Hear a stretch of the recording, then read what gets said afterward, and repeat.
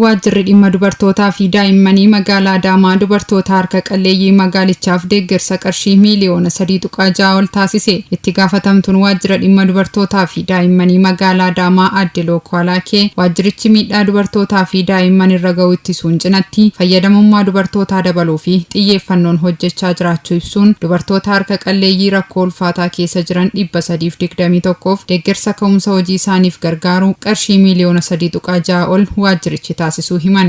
Kaayyoon deeggarsa kanaas inni guddaan qarshiin kana caalaa yoo xiqqaa ta'e tarii hojii garaagaraa jalqabuuf isaaniif hin ta'u jenneet waan xiqqoos yoo ta'e buna ittiin jalqabuu danda'an, chipsii ittiin jalqabuu danda'an, buddeena dhaabanii ittiin gurgurachuu danda'an jennee yaadne yeroodhaaf ka'umsaaf hin ta'aaf jennee keessattuu haadholii daa'imman wajjin baay'ee rakkatan daa'imman ootizimii qaban dhukkuboota garaagaraa qabatanii haadholii wajjin rakkataa turan karaa aanaa qabnuutiin qulqulleessinee adda baasnee aanaalee 19 qabnurraa daa'imman kun yookaan haadholiin daa'imman kana asitti argamanii deeggarsa kana akka argatanii kan goone waliigalatti baajennii guyyaa har'aa deeggarre qarshii naannoo miliyoona 3.6 ol ta'u deeggarsa namoota 321 kanaaf kennine uummanni keenyas yookaan warri har'a deeggarsa argatan kun dubartoonni keenya deeggarsa argatan kan akka carraatti fayyadamanii jireenya isaanii akka ittiin fooyyessuu danda'aniif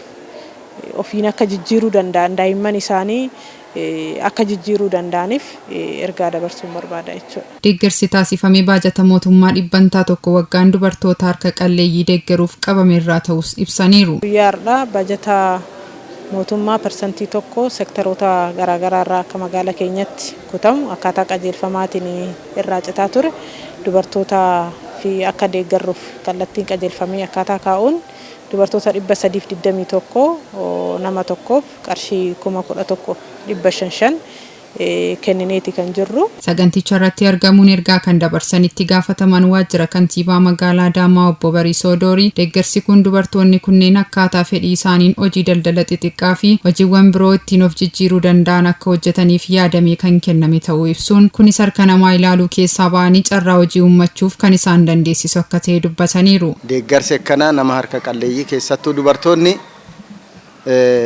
ba'aa guddaa qabu. Ba'aa guddaa qabu. Warra dhiiraa caalaa jechuudha.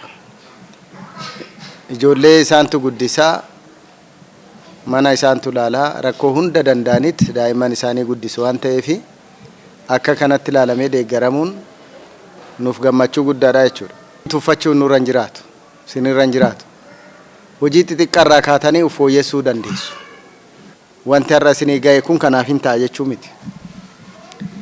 Garuu maal gochuu danda'a yoo xiqqaate biizinesii xixiqqaa waan akka bunaa waan tokko siree galchiisuu danda'a.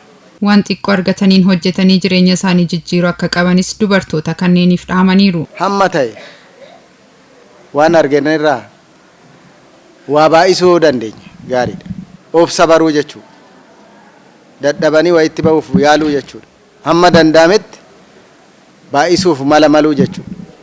Yoo akkasin ta'u ta'e waan sasalphaa qofaaf illee wanti sasalphaan daanditti waan nama hambisuufi. Dubartoonni deeggarsi taasifameefis deeggarsi argatan kun hojjetanii maatii isaanii jiraachisuu akka danda'aniif kaka'umsa kan uumeef ta'uu ibsuun waajjira deeggarsa taasiseefis galateeffataniiru. Waanuma akkanaatu agarree deeggarsuma akkanaatis dhageenyee hin beeknu humnuma keenya waanuma mootummaanis waanuma homtuu nu beeku nutti fakkaanne duraan.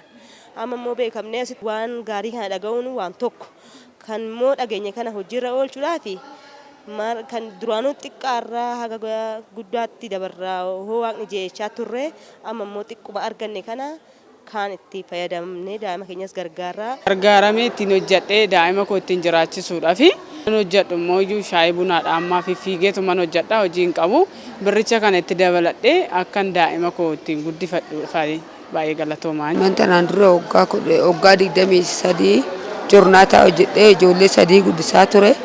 Mootummaanis immoo yaa galatoomu gargaarsa kana nu maddii dhaabbate kanumarraan kunuunsee hoggaa irraatti immoo of dhiisee obbaa kan gargaarutti waan kana karoorfadheera mootummaanis immoo kanaa kennuusaatiif yaa galatoomu jedhe.